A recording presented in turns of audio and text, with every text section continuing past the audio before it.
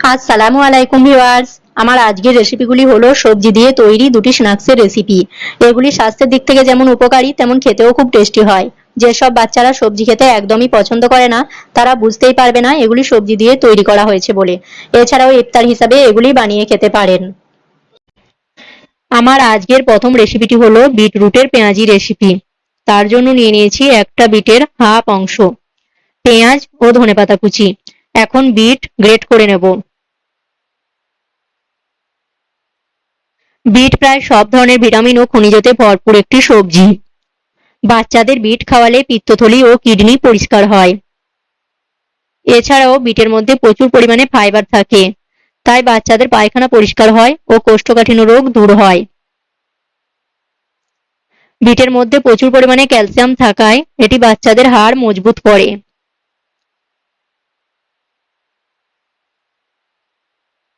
বিটে আছে প্রচুর পরিমাণে আয়রন, যা বাচ্চাদের হিমোগ্লোবিন বৃদ্ধি করে ও রক্ত পরিষ্কার করে।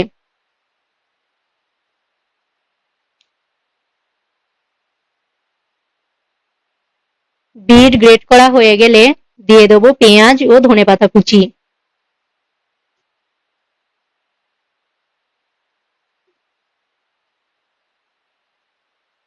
দেব আদা রসুন বাটা,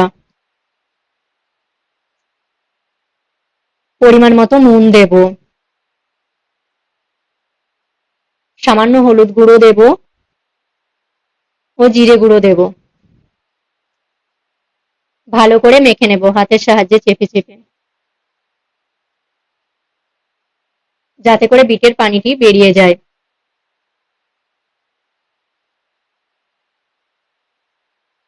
ভালো করে মাখা হয়ে গেলে দিয়ে দেবো বেসন। বেসনটি এভাবেই মেখে নেব, কোনো পানি দেব না। বিটের থেকে যে পানিটি বেরিয়েছে সেই পানিটি বেসনটি মাখা হয়ে যাবে।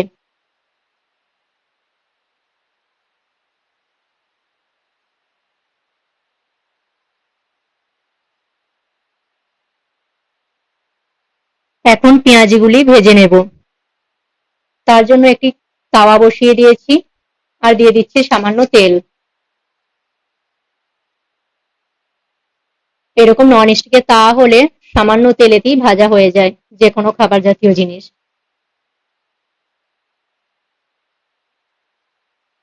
এখন আমি পেঁয়াজির মতো করে ছোট ছোট করে ভেজে নেব।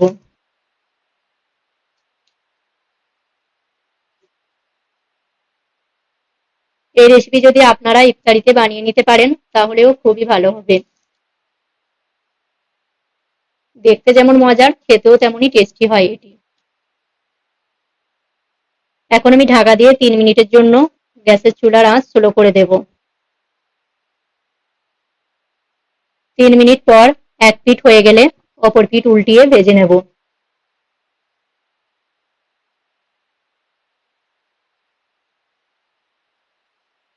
আবার 3 মিনিটের জন্য ঢাকা দিয়ে রাখবো।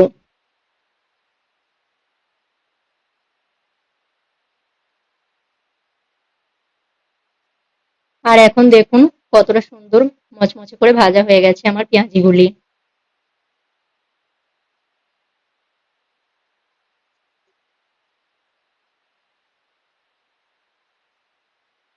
এটি বাচ্চাদের বিকেল বেলার নাস্তা হিসাবে দিতে পারেন। আমার দ্বিতীয় রেসিপিটি হলো বেসন ছাড়া কাঁচা কলা দিয়ে তৈরি চপের রেসিপি।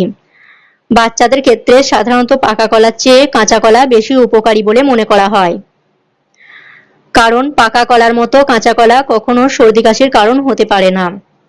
এখানে আমি নিয়ে নিয়েছি একটি কলা ও আলু স্লাইস করে কেটে নিয়েছি।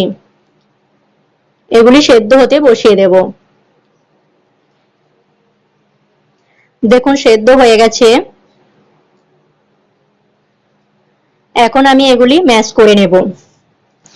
কাঁচা কলার মধ্যে আছে vitamin A, vitamin C, potassium, magnesium সহ ইত্যাদি খনিজ।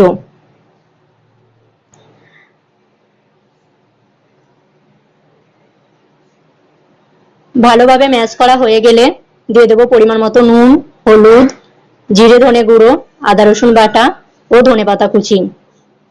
এখন সব উপকরণ ভালোভাবে মেখে নেব।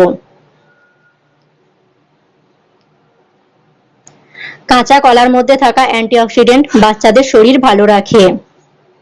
কাঁচা কলায় আছে প্রচুর পরিমাণে ফাইবার, যা বাচ্চাদের কোষ্ঠকাঠিন্য দূর করে। এখন আমি একটু মিশ্রণ নিয়ে এভাবে হাতের সাহায্যে চেপে চেপে চপের আকারে বানিয়ে নেব।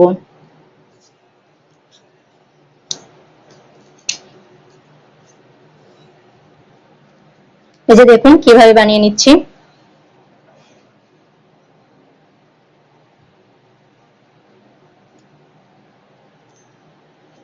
আমার সবগুলি বানানো হয়ে গেছে, এখন ভেজে নেব। তার জন্য সামান্য তেল দিয়ে তাওয়া গরম হতে দিচ্ছি।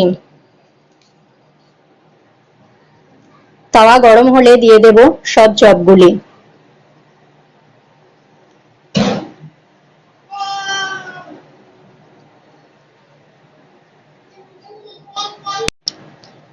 এক এক করে সব দেয়া হয়ে গেলে ঢাকা দিয়ে গ্যাসের আঁচ স্লো করে 3 মিনিটের মতো রেখে দেব।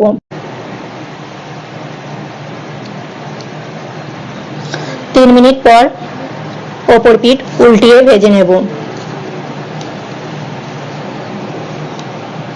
সামান্য তেল দিয়ে দেব।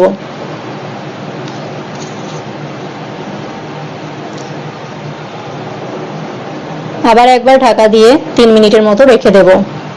3 মিনিট পর উল্টিয়ে পাল্টিয়ে 2 মিনিট ধরে ভেজে নিয়েছি। এখন দেখুন এটি খাওয়ার জন্য তৈরি হয়ে গেল।